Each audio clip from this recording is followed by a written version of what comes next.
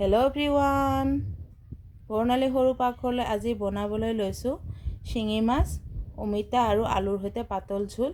মই অমিতাটো এইমাত্ৰ গছৰ পৰা পাৰি আনিলোঁ।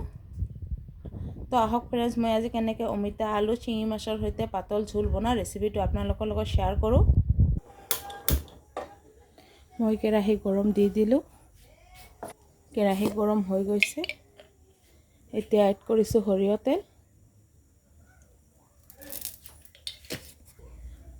মই মাছখিনি নিমখ হালধি সানি ল'লোঁ আৰু এতিয়া মই মাছখিনি অলপ ফ্ৰাই কৰি ল'ম।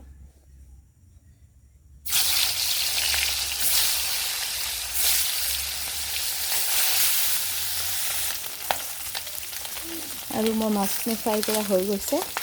মই এতিয়া নমাই লৈছোঁ। নমাই ল'লোঁ। মই অমিতা আৰু আলুখিনি দীঘল দীঘলকৈ কাটি ল'লোঁ। মই গোটেই অমিতাখিনি দিয়া নাই, মই আধাহে অমিতা দিছোঁ। আৰু এতিয়া মাছ ভজা তেলখিনিতে মই গোটা জিৰা অলপ পুৰণ দি দিম।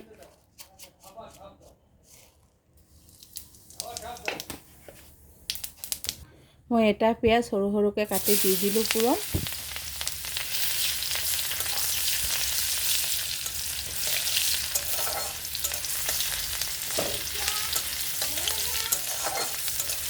মোৰ পিঁয়াজখিনি ভজা হৈ গৈছে।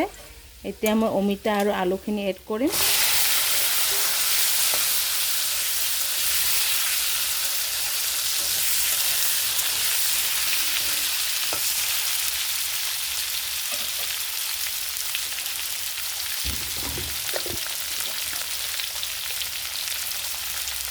মই পৰিমাণ অনুসৰি এড কৰিছোঁ নিমখ।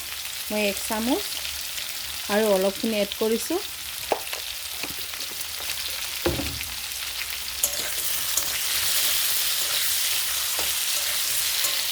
মই হালধিখিনি অলপ পিছত এড কৰিম।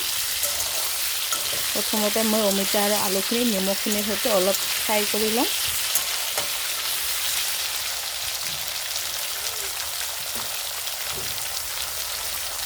আৰু এতিয়া মই ঢাকনি দি দিলোঁ 1 মিনিটৰ কাৰণে। আৰু 1 মিনিট পিছত মই ঢাকনিখন তুলি লৈছোঁ।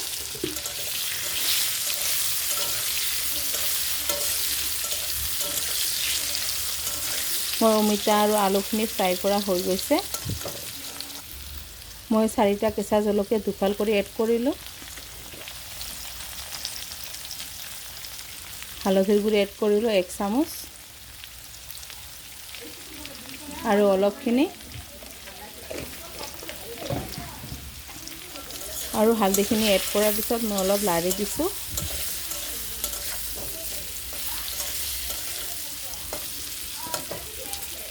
মই ইয়াতে এটা পিঁয়াজ আৰু 1 টুকুৰ আদা শিলনোড়াত বাটি লৈছোঁ। এতিয়া মই এইখিনি এড কৰিছোঁ।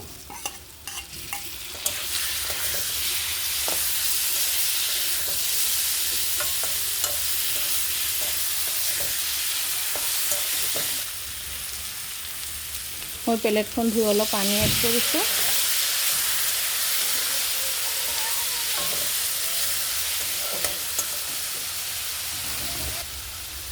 জিৰাৰ গুড়ি এড কৰিছোঁ আধা চামুচ। শুকান জলকীয়াৰ গুড়ি এড কৰিছোঁ আধা চামুচ। আৰু গোটেই মছলাখিনি এড কৰাৰ পিছত মই অমিতা আৰু আলুখিনি 1 মিনিট টাইম ফ্ৰাই কৰি ল'ম মছলাখিনিৰ সৈতে।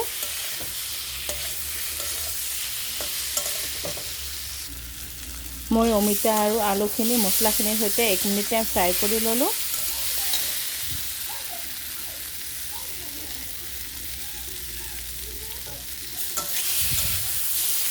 আৰু মোৰ অমিতা আৰু আলুখিনি ফ্ৰাই কৰা হৈ গৈছে। এতিয়া মই এড কৰিম পানী।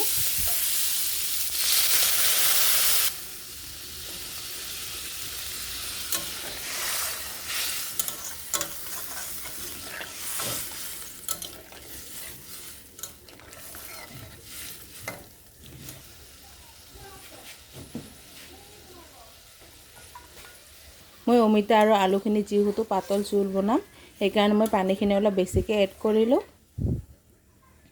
আৰু এতিয়া মই ফ্ৰাই কৰি থোৱা মাছখিনি এড কৰিলোঁ। আৰু এতিয়া মই মাছখিনিৰে সৈতে অমিতা আৰু আলুখিনি 2 মিনিট টাইম জাল কৰি ল'ম।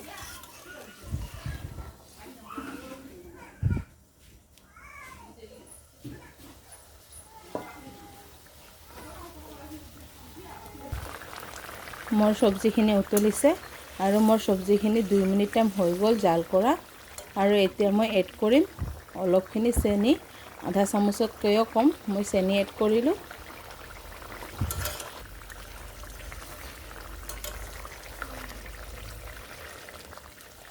আৰু হৈ গ'ল মই এতিয়া গেছটো বন্ধ কৰি দিছোঁ